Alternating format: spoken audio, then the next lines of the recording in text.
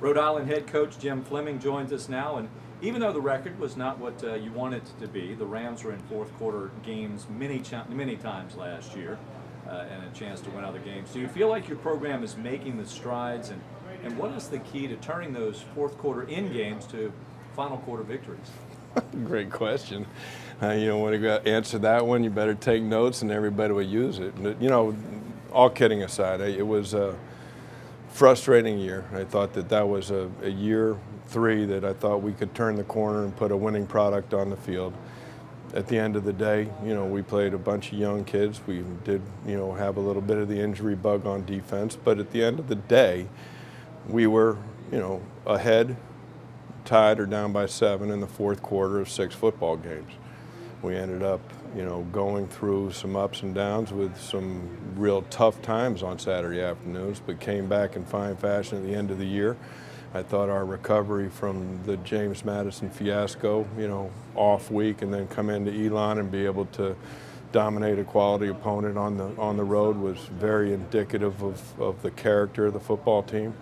And then I thought that our battle with Towson, was heartbreaking, to lose on a 55-yard field goal with no time left.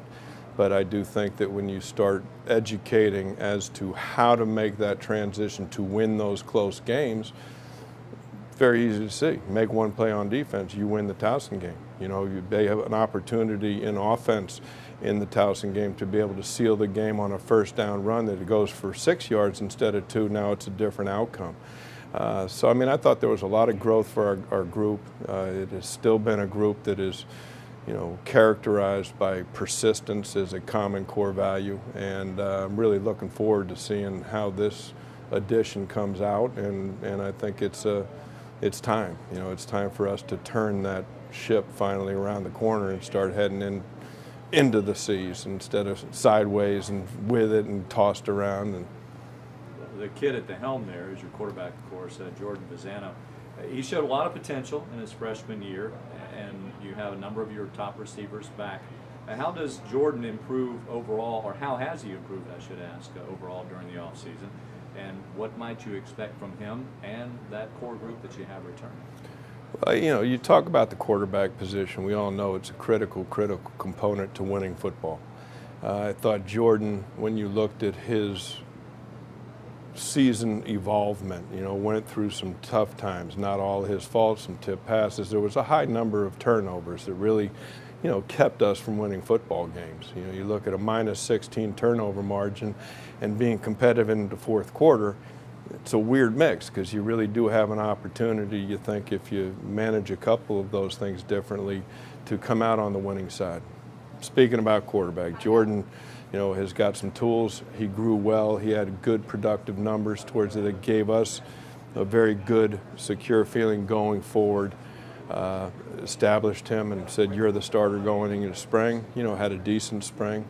At the end of spring, we had a transfer out on our backup, so we've replaced that. So what's going to make Jordan better is competition.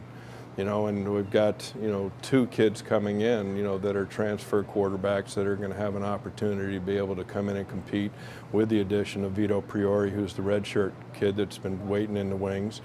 And then we're bringing in Jakari Grant as a true freshman. But ideally, we've got 3 kids that will battle: Tyler Harris from UCF and Jawan Lawson, who's coming in out of New Mexico, and Jordan, and we'll battle it out and we'll decide who's the guy that can take advantage, what I believe is a wealth of talent of big receivers. And that's something we're, formulating in our minds, how to utilize them the best way possible to move the sticks and create the size advantage that we do have on the outside, which is going to be very interesting to cultivate.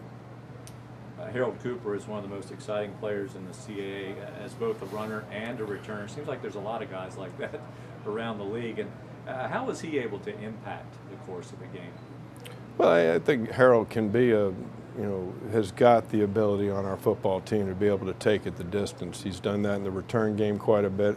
And, he had a couple of significant big hitters last year. A couple of them were called back. But at the same time, he has the ability, if he can get into that third level, and they're not in the proper angle, he can take that away and he can finish the run.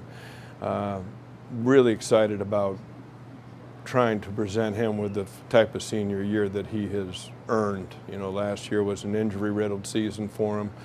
Got going into into his groove about mid-season and had some decent performances.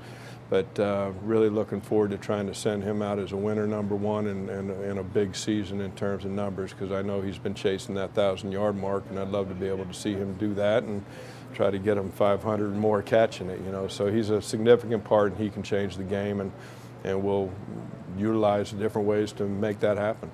10 returners, 10 dudes back on defense, I guess we can say. Do you feel like that group will be the strength of the Rams this year? And who are some guys that maybe the fans want to keep an eye on and tweet about?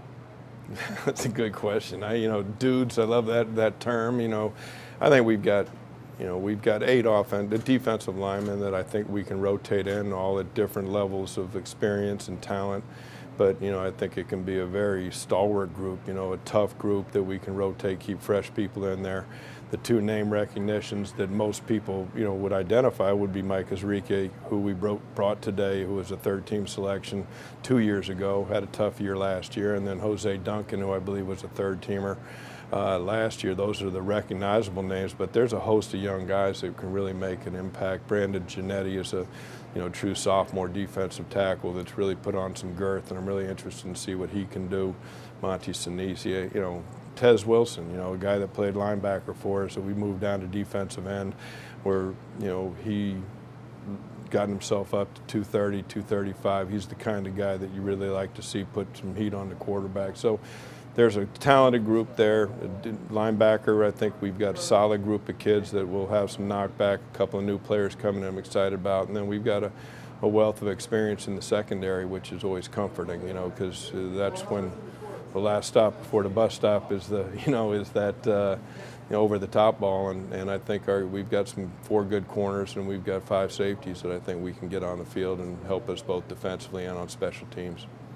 We started talking about how many games you were in the 4th quarter, but you're also playing in a league which requires 4 quarters, to finish in. So what makes this league so good year in and year out, and how do you and your players enjoy the challenge of competing at the level that the CAA presents each Saturday? Well, to address the challenge, we're all competitors. We like the challenge. I mean, but we want our share of W's. I mean, that's one of the pieces that has been shortcoming. You know, and we've got to find ways to close those out, as we already mentioned. You know, just really excited that this group can come together and be competitive.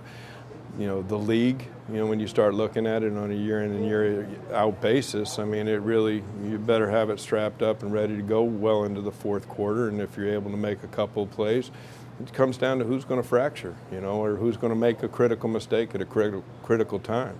And the league itself truly represents what football is all about. Good football, you know, there's going to be 5 plays that are going to make the difference between the win or the loss, and that can happen on offense, defense, or special teams, and that's kind of the attitude and approach that we take as a group. All right, Coach Jim Fleming, Rhode Island Rams, thanks for joining us. Best of luck this season. Thank you.